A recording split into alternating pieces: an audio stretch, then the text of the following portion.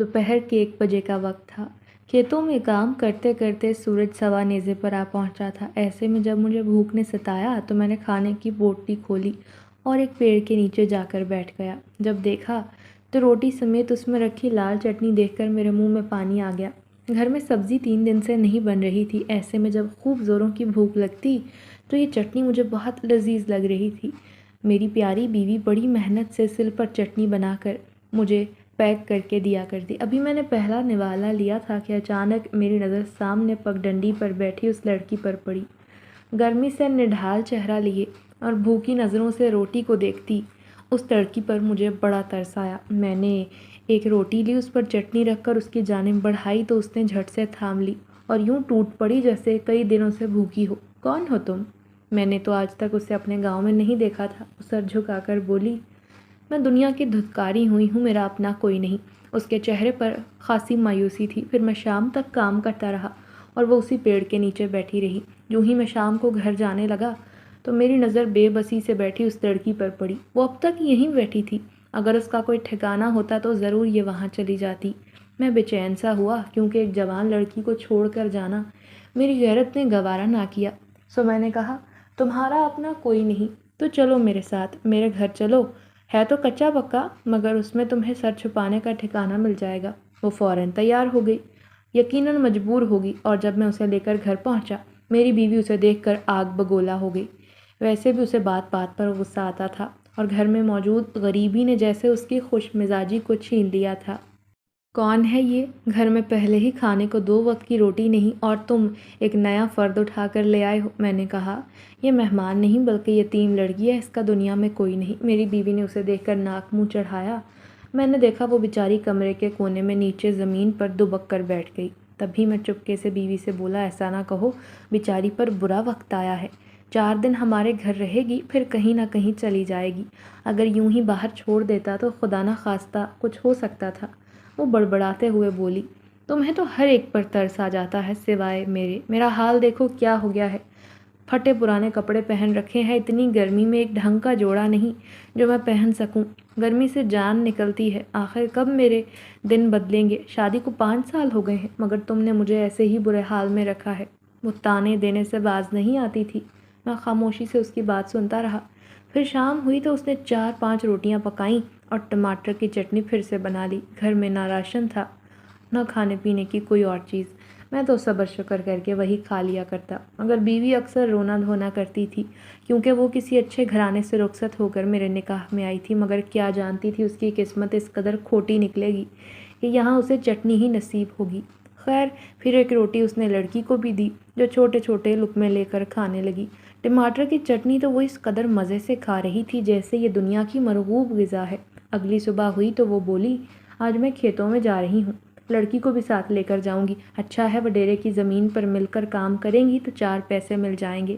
میں اسے منع کرنا چاہتا تھا کہ 4 دن کی مہمان ہے، اس کے ساتھ ایسا نہ کرو، مگر اس نے کہا، یہ گھر میں بیٹھی کیا کرے گی؟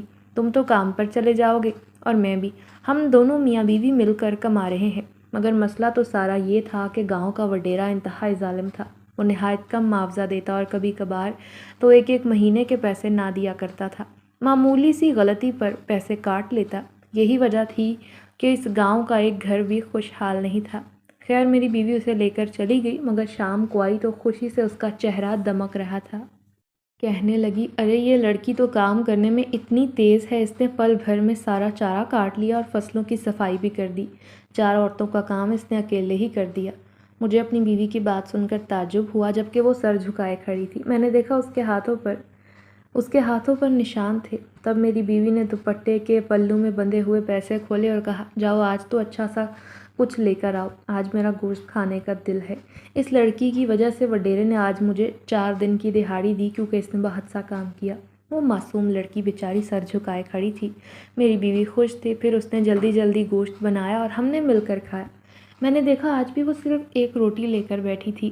تب وہ میری بیوی سے بولی، مجھے وہ چٹنی کھانی ہے۔ یہ بات سن کر میں حیران ہو گیا۔ وہ بولی، ارے گوشت اتنا اچھا بنا ہے، یہ کیوں نہیں کھاتی؟ تو وہ بولی، نہیں مجھے چٹنی پسند ہے، بہت ذائقے دار، ایسی چیز تو میں نے پہلے کبھی نہیں کھائی۔ وہ کھوئے کھوئے لہجے میں بول رہی تھی۔ خیر، ہم نے گوشت کھایا اور اس نے وہی چٹنی۔ वो बड़े शौक से खा रही थी, फिर वहीं चादर बिछाकर गहरी नींद में सो गई। मैं सोच रहा था कि ये है कौन, ताल्लुक़ इसका कहाँ से है, मगर इस बारे में मुझे कुछ पता ना चल सका था। वैसे तो मेरा नाम फ़रीद है और ताल्लुक़ एक देहात से है।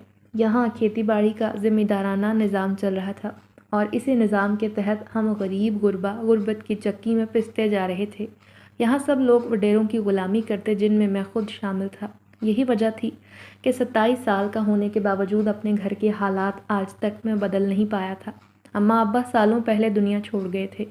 जब मेरी शादी में सिर्फ 6 माह बाकी थे, अचानक अम्मा का इंतकाल हो गया। अब्बा तो बचपन में ही फौत हो गए थे।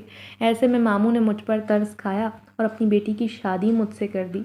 मेरी बीवी आयशा बहुत खूबसूरत थी। मैं उसे देखकर जितना रब का शुक्र अदा करता कम था। मगर जब उसने मेरी घरेलू हालत देखी तो 2 माह बाद लड़ाई झगड़ा करने लगी। वो इतनी गुर्बत की आदी ही ना थी, मगर मेरे घर में सिवाय गरीबी के कुछ था ही नहीं। यही वजह थी कि जब मेरी माँ बीमार थी तो उनके इलाज के लिए मेरे पास पैसे नहीं थे। यूँ मैंने जल्दबाजी में वडेरे से काफ़ी रकम उधार ले रखी थी। अब वही रकम सूद ऊपर लेने की वजह से लाखों में हो गई थी।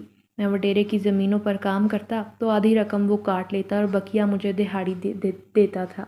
यही वजह थी कि 4-5 साल शादी को होने के बावजूद मेरे यहाँ कोई औलाद ना हुई थी, क्योंकि मैं आयशा को खुश नहीं रख पाया। वडेरा दिन ब दिन अमीर होता जा रहा था। उसने आधे गांव पर कब्जा कर लिया था। आधे गांव की ज़मीनों पर गरीब लोगों का हक था, मगर वो चाहता था कि बस सारा कुछ लोगों से छीन ले और सारे गांव की ज़मीन पर खुद मिल्कियत जमा ले। ना जाने उसके पास कौन सा कानून का ख़जाना था, उसने सारे गांव के लोगों को ख़रीद लिया था। सुना था कई सालों पहले उसकी हवेली में एक बहुत बड़ा आमिल आया था। पहले वडेरे के हालात ख़राब थे। उसकी ज़मीनें बंजर थी और जो ज़मीनें अच्छी थी वो गांव के दूसरे लोगों के पास थीं। मगर उसने ना जाने ऐसा क्या किया कि लोग अपनी ज़मीनें बेचने पर मजबूर हो गए और कुछ सालों बाद सारी ज़मीनें वडेरे के कब्ज़े में चली गईं और इस गांव के लोगों के हालात मज़ीद ख़राब होते चले गए। उसने एक बहुत बड़ी हवेली गांव में बनाई। उसके बीवी बच्चे तो खूब ऐश कर रहे थे। उसकी 1-2 नहीं बल्कि पूरी 3 बीवियां थीं और तीनों के लातादाद बच्चे थे। वो पैसों में हर वक्त खेलता, जब गरीब लोगों के पास खाने के लिए रोटी भी ना थी। और यही हाल मेरा था।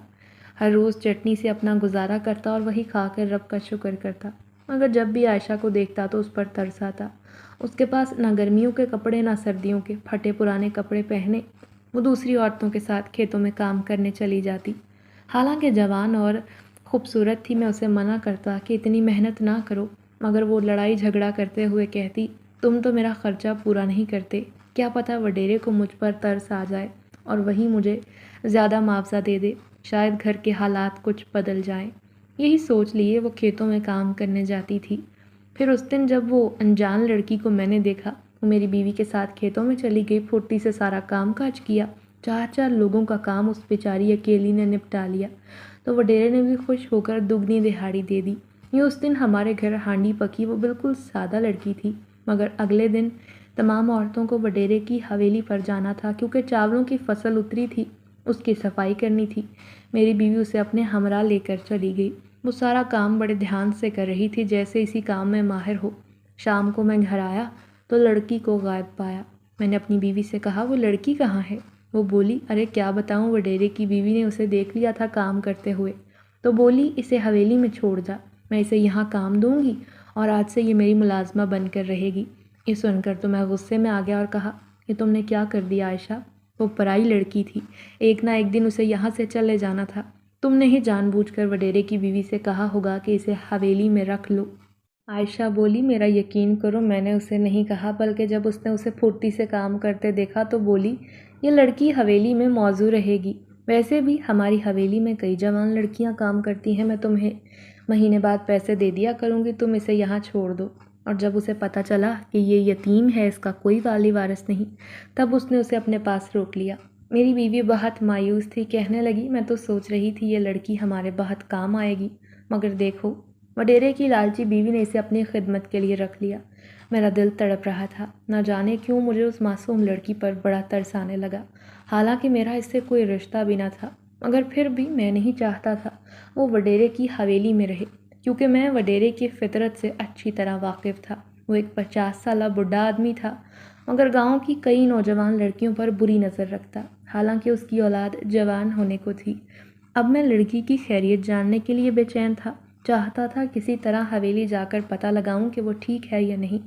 آدھی رات ہوئی تو میں عائشہ سے نظر بچا کر حویلی چلا آیا۔ چوکیدار دروازے پر بیٹھا ہمیشہ کی طرح اونگ رہا تھا۔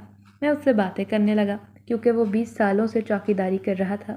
تب میری نظر حویلی کے باغیچے پر پڑی جو بالکل ویران پڑا تھا، مگر اچانک ایک سفید لباس پہنے میں نے دیکھا کہ ایک جوان لڑکی پیڑ کے نیچے کھڑی ہے۔ وہ حویلی کے پچھواڑے سے ہوتی ہوئی اوپر کھڑکی سے کود کر اندر کمرے میں چلی گئی، جبکہ چوکیدار کی اس پر نظر نہ پڑی۔ میں اسے بتانا چاہتا تھا کہ میں نے ابھی ایک لڑکی کو وہاں سے حویلی کے کمرے میں جاتے ہوئے دیکھا ہے، مگر میں یہ سوچ کر حیران تھا کہ لڑکی کے بال بے تحاشا لمبے اور عجیب و غریب سی تھی، کسی بلی کی طرح اچھلتی ہوئی کمرے میں کود گئی۔ چوکیدار بھی پریشان لگ رہا تھا۔ میں نے کہا، چاچا کیا ہوا، پریشان کیوں ہو؟ وہ بولا، کیا بتاؤں تجھے، آج سے پہلا ایسا کبھی نہ ہوا۔ مسلسل اس باغیچے سے مجھے پازیب کی آواز سنائی دیتی ہے، جیسے کوئی رات بھر یہاں ٹہلتا ہے۔ اب میں حیران سا ہو گیا، انہیں کیسے بتاتا کہ میں نے ابھی یہاں کچھ دیکھا ہے جو دیکھنے میں تو لڑکی لگتی تھی، مگر دور سے یوں لگا جیسے کوئی چھلاوا ہے۔ مگر جسے دیکھنے میں آیا تھا وہ کہیں دکھائی نہ دی۔ 2 گھنٹے گزرنے کے باوجود میں پھر گھر آ گیا۔ اگلے دن کھیتوں میں گیا۔ عائشہ حویلی میں کام کرنے چلی گئی کیونکہ چاولوں کی فصل اتری ہوئی تھی اور گاؤں کی عورتیں اسی کو صاف کر رہی تھیں۔ پھر اس فصل کو صاف کر کے شہر میں مہنگے داموں بیچنا تھا۔ دوسرے دن گھر گیا تو بیوی سے کہا، تم نے اس لڑکی کو دیکھا، وہ ٹھیک تو ہے نا؟ اس پر کوئی ظلم و زیادتی تو نہیں ہو رہی؟ عائشہ نے کہا، ارے ظلم کہاں سے کرے گی، وہ تو خاموشی سے کام کرتی ہے، اتنی سیدھی سادی ہے، اللہ میاں کی گائے ہے، کسی سے کوئی بات ہی نہیں کرتی، نہ اپنے بارے میں کچھ بتاتی ہے، حالانکہ ہمیں تو اس کا نام بھی پتہ نہیں تھا۔ واقعی سچ میں میری بیوی نے ٹھیک کہا تھا، وہ لڑکی حد سے زیادہ خاموش طبیعت تھی۔ ابھی 2 دن گزرے کہ اچانک طوفان کھڑا ہو گیا جب پتہ چلا وہ لڑکی حویلی سے غائب ہو گئی ہے اور اس نے وڈیرے کی خوبصورت ہیروں کی انگوٹھی چرا لی۔ کوئی کیسے یقین کر سکتا تھا؟ اس انگوٹھی کی قیمت کروڑوں میں تھی، اور ایسے میں لڑکی کا اتنی قیمتی انگوٹھی چرا لینا سب کے لیے حیران کن تھا۔ شامت اب عائشہ کی اور میری آئی، کیونکہ ہم اس کے والی وارث تھے۔ وہ ہمارے گھر سے حویلی میں گئی تھی۔ وڈیرا تیش میں تل ملا رہا تھا، اس نے ہم دونوں کو حویلی میں طلب کر لیا۔ بتاؤ کون تھی لڑکی، کہاں سے آئی تھی؟ میں خاموش تھا۔ میں نے کہا، میں تو خود کچھ نہیں جانتا۔ پھر وہ کیوں، کیا وہ گونگی تھی؟ اس نے کچھ تو بتایا ہوگا، کون سے گاؤں سے اس کا تعلق ہے، کہاں سے آئی تھی؟ اب میں پریشان ہو گیا۔ وہ لڑکی تو ہمارے گھر میں زیادہ دن رکی بھی نہ تھی، اور اس دوران ہم اس کے بارے میں کچھ جان بھی نہ پائے تھے۔ اب وہ حویلی میں بھی تو رہی تھی، کسی نے تو اس کے بارے میں کچھ پوچھا ہوگا نا، مگر حویلی کے سارے ملازموں کا کہنا تھا وہ کسی سے بات چیت نہ کرتی تھی۔ ہمیں تو پتہ ہی نہیں تھا کہ وہ کسی سازش کے تحت حویلی میں آئی ہے۔ وڈیرا غصے سے پاگل ہوا پڑا تھا، نہ جانے کیوں وہ اپنی ہیرے کی انگوٹھی کے لیے اتنا پاگل تھا۔ مہنگی وہ ضرور تھی، مگر ایسا لگتا تھا اس کے پیچھے کوئی دوسرا راز چھپا ہے۔ تب وڈیرے نے مجھے اور عائشہ کو دھمکی دی کہ اگر تم لوگوں نے 3 دن کے اندر اندر اس لڑکی کو نہ ڈھونڈا تو وہ عائشہ کو اغوا کر لے گا اور وہ حشر کرے گا کہ پورا گاؤں تا قیامت یاد رکھے گا۔ تم نہیں جانتے میری پہنچ کہاں تک ہے۔ اس کی دھمکیوں سے میں اچھی طرح واقف تھا، اوپر سے میں اس کا قرض دار بھی تھا۔ اب مجھے شدت سے رونا آنے لگا۔ دوسری طرف عائشہ نے گھر آ کر رونا دھونا شروع کر دیا اور میرے سامنے ہاتھ جوڑ کر بولی، خدا کے لیے مجھے تو میرے گھر چھوڑ آؤ، ورنہ نہ تو تم اس لڑکی کو گھر میں لے کر آتے، نہ یہ مصیبت آتی۔ نہ جانے کیا سوچ کر اسے یہاں لے آئے تھے۔ دیکھو اب کتنی مصیبت کا شکار ہو گئے ہیں، اور اس سے ہمیں نجات بھی نہیں ملنے والی، کیونکہ ہمیں نہیں پتہ 3 دن میں اسے کہاں سے لے کر آئیں گے۔ وہ مسلسل بول رہی تھی جبکہ میں گہری سوچ میں مبتلا یہ سوچ رہا تھا کہ مجھے پہلی بار وہ لڑکی درخت کے نیچے نظر آئی تھی، اور ان سے آگے تو ویران جنگل تھا۔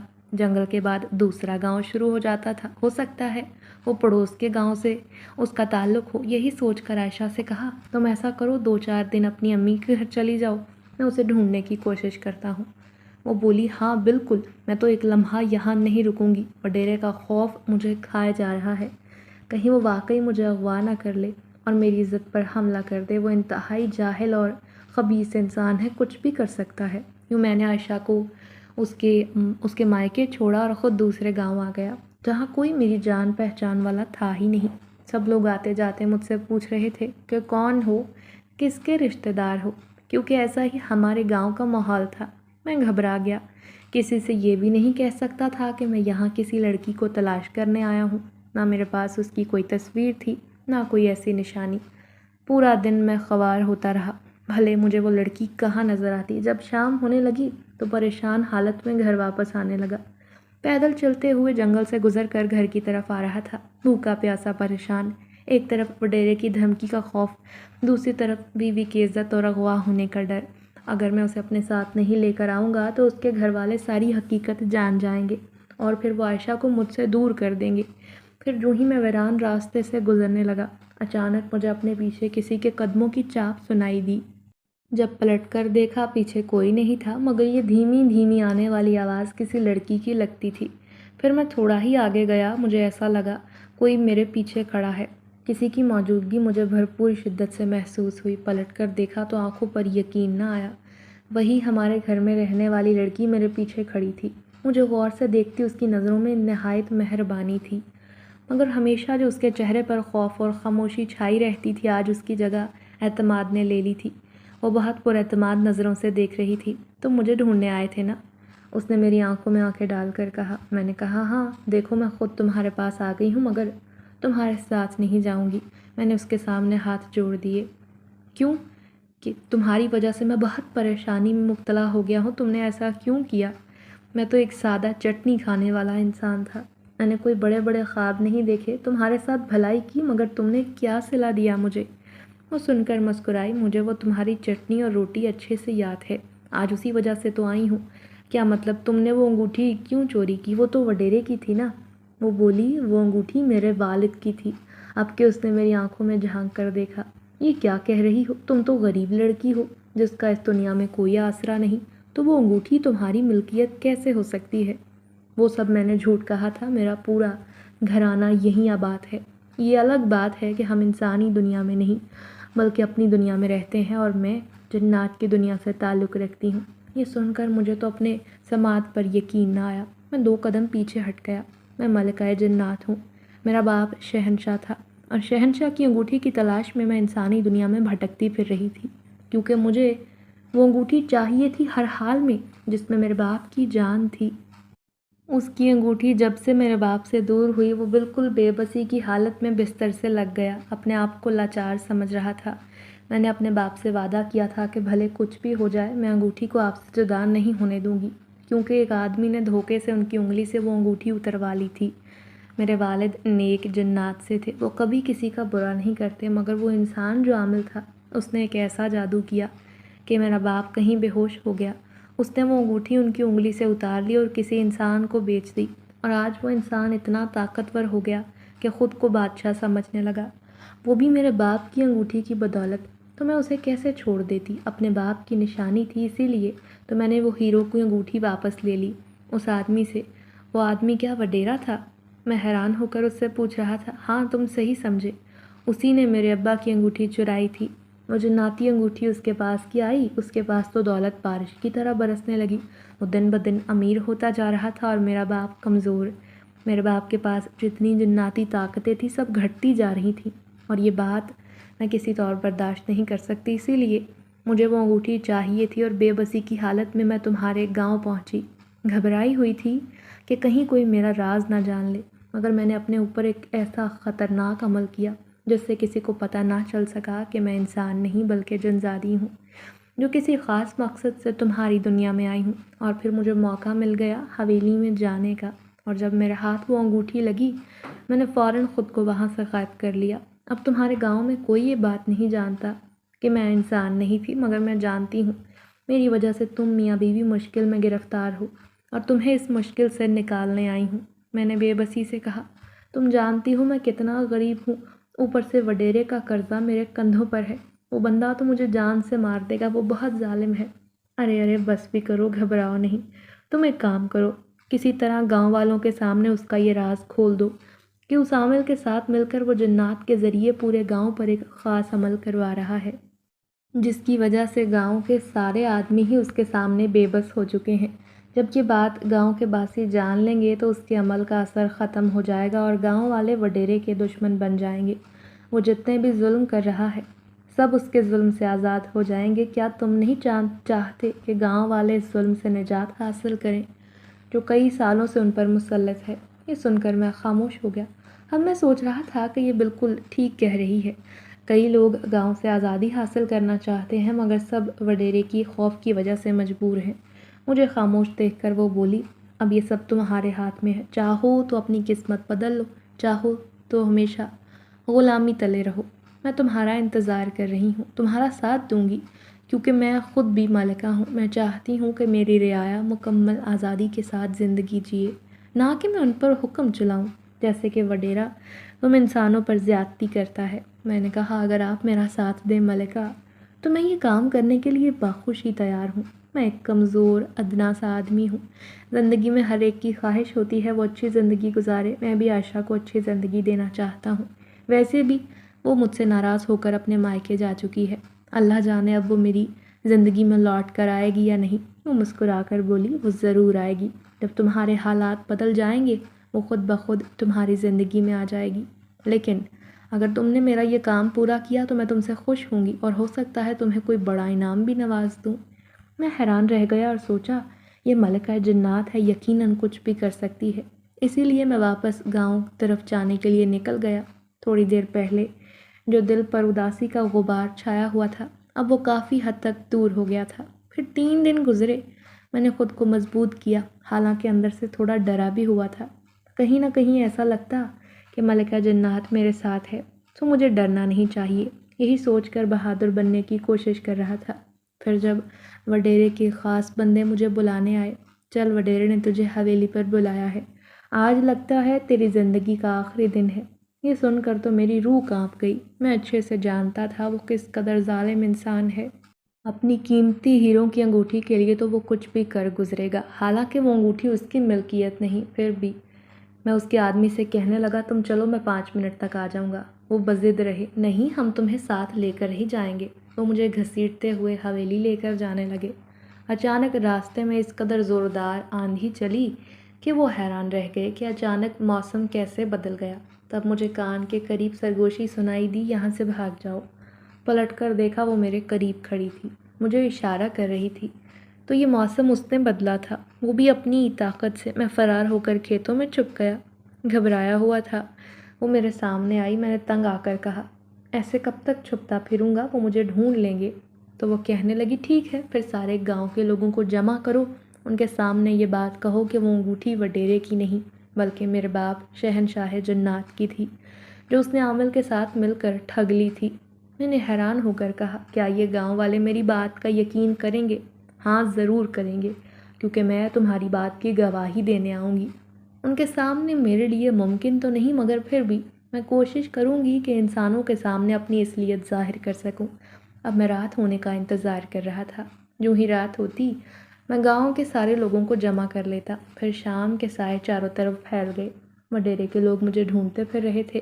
گھر میں تالا لگا تھا، عائشہ غائب تھی۔ میں چپکے سے پڑوس میں رہنے والے احمد کے گھر گیا اور اسے کہا کہ ایک بار میری بات سن لے۔ وہ گھبرا کر بولا، وڈیرا تمہارا دشمن بنا بیٹھا ہے، کہیں تمہاری وجہ سے وہ ہمیں بھی نقصان نہ پہنچا دے۔ میں اس کی منتیں کرنے لگا کہ صرف ایک بار میری بات سن لو۔ جب میں نے اسے یہ راز بتایا تو اس کی آنکھیں کھلی کی کھلی رہ گئیں۔ وہ بولا، تمہیں یہ کیسے معلوم ہوا؟ میں نے کہا، وہ جنزادی میرے سامنے آئی تھی۔ وہ جو لڑکی میرے گھر میں رہتی تھی نا، وہ کوئی انسانی لڑکی نہ تھی بلکہ ملکہ جنات تھی، جس کا اس گاؤں میں آنے کا واحد مقصد اپنے باپ کی انگوٹھی کو حاصل کرنا تھا، جس سے وڈیرے نے اپنے قبضے میں لے رکھا تھا۔ یہ سنتے ہی احمد کو تھوڑا تھوڑا میری بات پر یقین آ گیا۔ پھر اس نے یہ بات 2-3 لوگوں کو بتائی تو سب نے میری بات پر یقین کر لیا۔ اب سارے گاؤں کے لوگ جمع ہو گئے تھے، جتنے بھی وڈیرے کے قرض دار تھے۔ پھر اس میں سے ایک بوڑھا آدمی بولا، وڈیرے نے ہمیں کئی سالوں سے تنگ کر کے رکھا ہے، اور پھر یہ فرید بھلا ہم سے کیوں جھوٹ بولے گا؟ میں تو جلدی سے انہیں کہنے لگا، میں بالکل سچ کہتا ہوں۔ اگر تم لوگوں کو میری بات پر یقین نہیں آتا تو وہ ملکہ تم لوگوں کے سامنے آ سکتی ہے، کیونکہ اس نے مجھ سے وعدہ لیا ہے۔ بس تم لوگ میرا ساتھ دو۔ اگر وڈیرا مجھ پر کوئی ظلم کرنے کی کوشش کرے گا تو تم لوگ اسے ناکام بنا دینا۔ اگر اس کا یہ خبیث چہرہ سب کے سامنے آ گیا تو یوں سمجھو ہماری اس کے ظلموں سے جان چھوٹ جائے گی، ہمارے نصیب میں لکھی گئی غلامی آزادی میں تبدیل ہو جائے گی۔ اور پھر سوچو، کل کو ہماری نسل جوان ہوگی تو کیا وہ بھی وڈیرے کے غلام بنیں گے؟ اسی لیے ہمیں غلامی کی زنجیروں کو توڑنا ہے۔ یوں سارے گاؤں واسیوں نے حامی بھر لی۔ سب کو میرا ساتھ دینے کے لیے میں نے تیار کر لیا تھا۔ پھر اگلی صبح جوں ہی میں اپنے گھر گیا، وڈیرے کے خاص آدمی پہنچ گئے۔ مجھے غصے سے دیکھتے ہوئے بولے، کل تو چکمہ دے کر فرار ہو گیا تھا، آج ہم تجھے نہیں جانے دیں گے۔ میں بھی بے خوف ہو کر ان کے ساتھ چلنے لگا، کیونکہ پیچھے پیچھے گاؤں والے آ رہے تھے۔ وڈیرا یہ سمجھنے لگا کہ یہ لوگ تماشا دیکھنے کے لیے جمع ہو رہے ہیں کہ وہ میرے ساتھ کیا سلوک کرنے والا ہے، مگر وہ نہیں جانتا تھا کہ گاؤں والوں کے سامنے حقیقت کا پردہ فاش ہو گیا ہے۔ تب وڈیرا ان سے بولا، اس آدمی نے جان بوجھ کر میری وہ قیمتی ہیرے کی انگوٹھی چوری کروائی اور شاید اسے شہر میں بیچ بھی دیا۔ آج میں اسے اپنے ہاتھوں سے مار دوں گا۔ تب گاؤں کے لوگ میرے سامنے آ کر کھڑے ہو گئے اور اگر کہا، آپ نے اس پر ہاتھ بھی اٹھایا تو ہم مل کر آپ کو مار ڈالیں گے۔ یہ سن کر وڈیرا ہکا بکا رہ گیا تھا۔ تم غریب لوگوں کی اتنی جرأت، مجھ سے اونچی آواز میں بات کرو؟ تو گاؤں کے بوڑھے آدمی نے آگے آ کر کہا، کیونکہ تم انتہائی ظالم دھوکے باز ہو، تم نے وہ انگوٹھی چرائی ہے، وہ بھی انسان کی نہیں بلکہ جنات کی۔ اگر وہ جنزادی ملکہ تمہارے سامنے آ گئی نا تو تمہارے ہوش اڑ جائیں گے۔ وڈیرے کی آنکھیں کھل گئیں، اس کا راز لوگوں کے سامنے آ جائے گا۔ شاید وہ خود بھی یہ نہیں جانتا تھا۔ یہ تم لوگ کیا کہہ رہے ہو؟ تمہیں کس نے یہ جھوٹی کہانی سنائی ہے؟ تب اچانک سب کی آنکھوں کے آگے گرد و غبار اڑنے لگا۔ ایسا لگتا تھا جیسے تیز آندھی آئی ہو۔ جو ہی لوگوں نے آنکھوں کے ارد گرد آنے والی مٹی کو صاف کیا، خوف کے مارے سب کی چیخیں نکل گئیں، کیونکہ وہ جنزادی وڈیرے کے سامنے کھڑی تھی، جسے وڈیرا خود آنکھوں سے دیکھ کر دہشت کا شکار تھا۔ وہ اسی لڑکی کے روپ میں اس کے سامنے آئی تھی، تو وڈیرا بوکھلاہٹ کا شکار ہوا اور لوگوں سے کہنے لگا، ارے یہی وہ لڑکی ہے چورنی جس نے میری انگوٹھی چرائی، پکڑو اسے، کوئی مارو اسے۔ مگر کوئی آگے نہ بڑھ سکا۔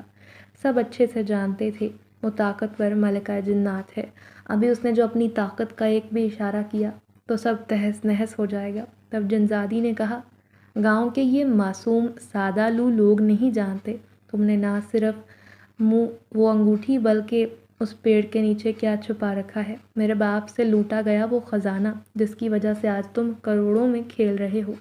اگر تم نے وہ پیسہ غریبوں میں نہ تقسیم کیا تو میں ایک لمحے میں وہ پیسہ غائب کر سکتی ہوں، پھر تم ساری دولت سے محروم ہو جاؤ گے، یہاں تک کہ تمہارے بیوی بچے بھی تمہیں کنگال چھوڑ کر چلے جائیں گے، جیسے اس غریب آدمی کے ساتھ ظلم ہوا، وہ بھی تمہاری وجہ سے۔ میں نے تو اپنے باپ کی نشانی کو حاصل کر لیا جو اس کے لیے بہت قیمتی تھی، مگر یہ خزانہ میرے لیے کوئی معنی نہیں رکھتا جو تم نے چھپا رکھا ہے، وہ ان غریبوں کے کام ضرور آ سکتا ہے، اسی لیے میں چاہتی ہوں تم وہ خزانہ جو ہمارا ہے ان غریبوں میں تقسیم کر دو، اسی میں تمہاری بھلائی ہے، ورنہ تم میرے بدلے کے لیے تیار رہنا۔ یہ کہہ کر وہ غائب ہو گئی۔ اب گاؤں والے وڈیرے کو ایسے دیکھ رہے تھے جیسے اسے آنکھوں سے ہی کھا جائیں گے۔ تب وہ بوڑھا آدمی کہنے لگا، اگر تم نے جنزادی کے کہنے پر عمل نہ کیا تو ہم خود تمہاری حویلی کی تلاشی لیں گے۔ خود تمہارے بچے کئی سالوں سے عیاشی کر رہے ہیں، ہمارے بچے کیوں چٹنی روٹی پر اکتفا کریں؟ آخر یہ ظلم کب تک برداشت کرتے رہیں گے؟ تم نے ہماری زمینیں بھی دھوکے سے اپنے نام کر لیں، ہمیں سود پر دیا ہوا قرضہ لاکھوں روپے میں اینٹ لیا، اسی لیے ہم اس نظام کے خلاف مزید ظلم برداشت نہیں کریں گے۔ سب یک زبان ہو گئے تھے۔ میں خوش تھا کہ جنزادی کی وجہ سے ہمارے گاؤں میں بہت خوشحالی آ جائے گی۔ تب وڈیرے نے کہا، دیکھو جانتا ہوں میرا راز تمہارے سامنے آ گیا ہے، میں خوشی خوشی وہ خزانہ تم لوگوں میں بانٹ دوں گا۔ میں جنزادی کی بات مان کر ان سب کا اکیلا مالک نہیں بن سکتا۔ تم لوگ ابھی گھر چلے جاؤ، کل میں سب کو بلا کر اپنی حویلی پر باقاعدہ خزانہ بانٹوں گا۔ یہ سن کر تو گاؤں والے خوشی سے جھوم اٹھے اور ان میں بھی شامل تھا۔ پھر اس خبیث وڈیرے کی بات کا یقین کر کے میں گھر آ گیا۔ رات کو بستر پر لیٹا تو دل میں سوچنے لگا کہ جب عائشہ کو پتہ چلے گا کہ وہ خزانہ ہمارے بھی حصے میں آ گیا ہے، ہمارے حالات بدل گئے ہیں اور ہمیں چٹنی نہیں بلکہ اچھا کھانا کھانے کو ملے گا، ہمارے نصیب میں اچھا پہننا اوڑھنا ہوگا، تو وہ کتنی خوش ہوگی۔ وہ خواہشات جو میں اس کی کئی سالوں سے پوری نہیں کر سکا، اب وقت آ گیا ہے کہ میں اس کی ساری خواہشات پوری کر دوں۔ ایسے ہی سہانے خواب میری آنکھوں کے سامنے آ رہے تھے جب اچانک مجھے اپنے کان میں سرگوشی سنائی دی، ارے اٹھ بھی جاؤ، اب سونے کا وقت نہیں۔ یہ آواز سن کر میں دہشت زدہ سا اٹھا۔ میں نے دیکھا ملکہ میرے سامنے کھڑی تھی۔ فوراً وہ بولی، تم نے اس جھوٹے مکار آدمی کی بات پر یقین کیسے کر لیا؟ وہ اس رات خاندان کے ساتھ ساری دولت لے کر فرار ہونے والا ہے۔ اگر تم نے اسے نہ روکا تو یہاں سے دور چلا جائے گا، پھر ہمیشہ کے لیے گاؤں والے خزانے کی دولت سے محروم ہو جائیں گے۔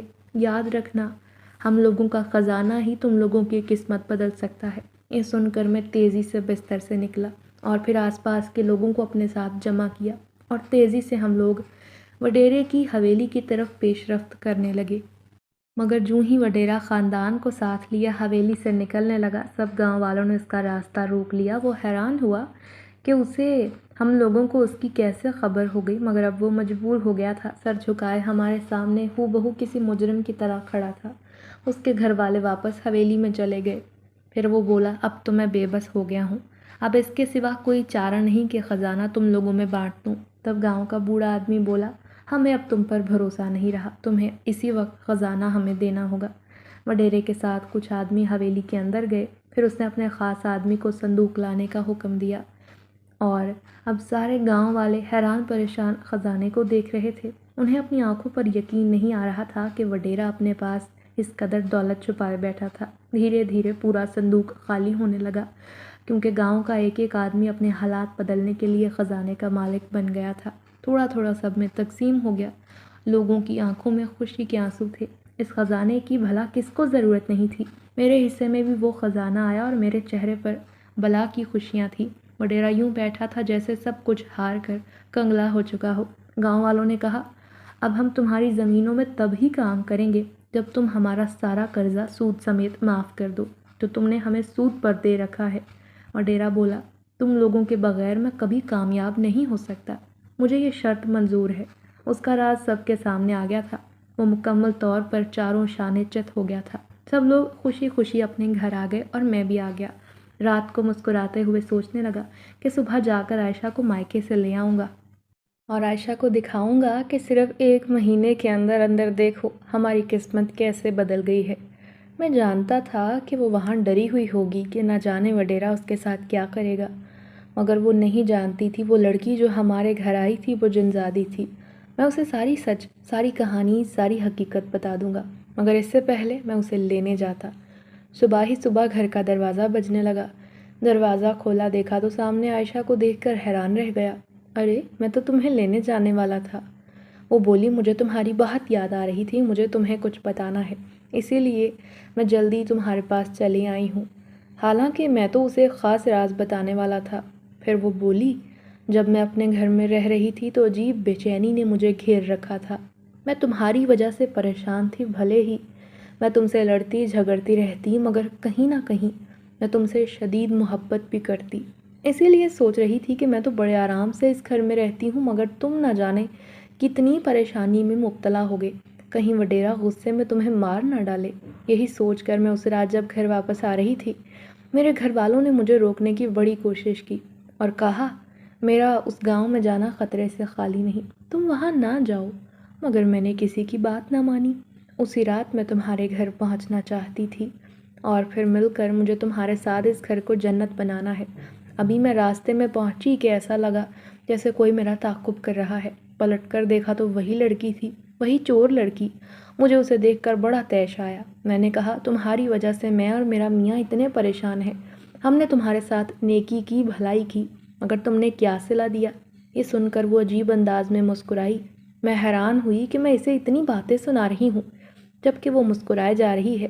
تو وہ بولی، اپنے شوہر سے جا کر پوچھ لینا کہ میں نے اس کے ساتھ کیا غلط کیا اور کیا صحیح، تمہیں جواب مل جائے گا۔ اور زیادہ کچھ نہیں کہنا چاہتی، میں تو تمہاری مدد کرنے آئی تھی، تمہارے ساتھ ساتھ میں نے گاؤں کے سب باسیوں کی قسمت بھی بدل دی ہے۔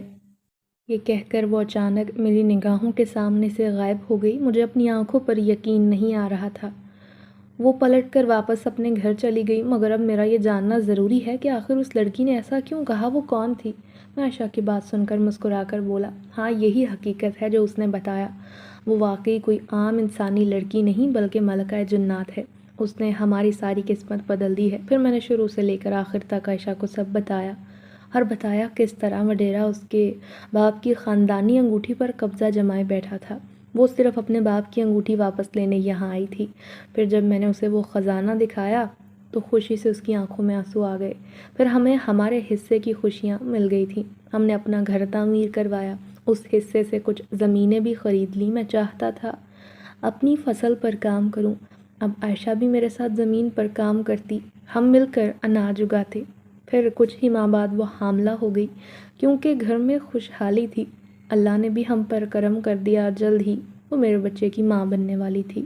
مجھے بچے کا شدت سے انتظار تھا۔ عائشہ کہتی کہ مجھے اس لڑکی کو دیکھنے کا دل چاہتا ہے، نہ جانے کہاں ہوگی۔ تو میں نے کہا دور جنگل میں اس کا قبیلہ رہائش پذیر ہے، وہ وہیں رہتے ہیں، اس نے بتایا تھا۔ مگر وڈیرا اس دن کے بعد سے کافی بدل گیا ہے۔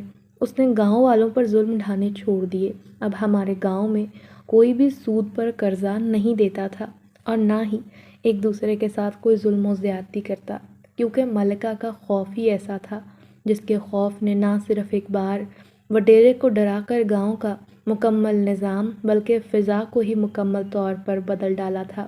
ہر طرف خوشحالیوں کا ڈیرا تھا۔